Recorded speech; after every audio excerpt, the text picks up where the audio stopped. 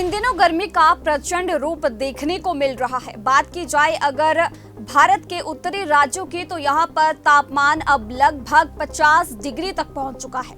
तो वहीं बता दें कि इन दिनों लोग जहां पर गर्मी से खुद को निजात दिलाने के लिए, राहत दिलाने के लिए पंखे और कूलर का सहारा ले रहे हैं, लेकिन उसके बावजूद भी लोगों को राहत नहीं मिल पा रही है, जिसकी वजह से लोग अब ज्यादातर इस्तेमाल एसी का करने लग गए हैं, फिर चाहे वो अपने घरों पर हो या फिर ऑफिस में। लेकिन बात की जाए पिछले कुछ दिनों की, तो 10 से 12 एसी ब्लास्ट के मामले देखने को मिल रहे हैं, जिसकी वजह से घरों में या फिर ऑफिस में भी आग लगने के ऐसे कई तरीके के मामले जो हैं वो दर्ज किए गए हैं। बीते दिन की बात की जाए तो नोएडा की हाउसिंग सोसाइटी में देखा गया कि घर में ही एसी ब्लास्ट हो जाता है और आग लग जाती है। आग लगने के पीछे की वजह, जो एसी ब्लास्ट हुआ है उसके पीछे की वजह जो एसी का कंडेंसर है उसके खराब होने के, उसके ब्लास्ट होने का कारण बताया जा रहा है। और जैसे जैसे ये मामले अब बढ़ते जा रहे हैं, एसी के सुरक्षित इस्तेमाल और किस तरीके से ऐसी घटनाओं में बचाव कार्य किया जा सकता है, इन पर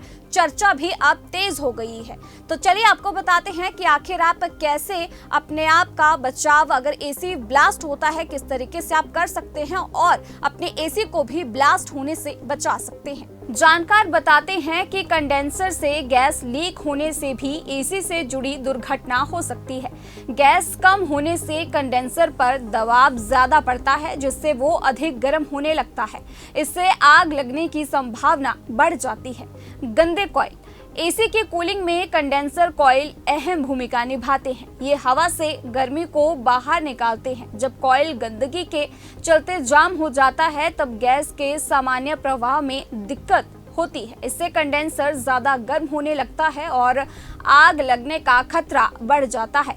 वोल्टेज का उतार चढ़ाव, लगातार वोल्टेज के उतार चढ़ाव से भी कंप्रेसर की परफॉर्मेंस पर असर पड़ता है।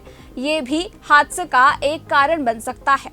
तो चलिए आपको बताते हैं कि एसी को फटने से कैसे बचाएं। ज्यादा गर्मी पड़ने पर एसी के कंप्रेसर को छांव में रखें। कंप्रेसर और कंडेंसर यूनिट के आसपास सही तरीके से वेंटिलेशन हो, यानी वहां से हवा आती हो ताकि यूनिट अधिक गर्म ना हो। नियमित समय पर एसी की सर्विस कराएं ताकि किसी भी समस्या को समय रहते ठीक किया जा सके। एयर फिल्टर और कूलिंग कॉइल्स की सफाई नियमित रूप से करें। इससे कंप्रेसर पर अधिक दबाव नहीं पड़ेगा और ये सही तरीके से काम करेगा। समय समय पर कूलिंग फैन की भी जांच करें। अगर इसमें कोई समस्या हो तो उसे तुरंत ठीक करवाएं।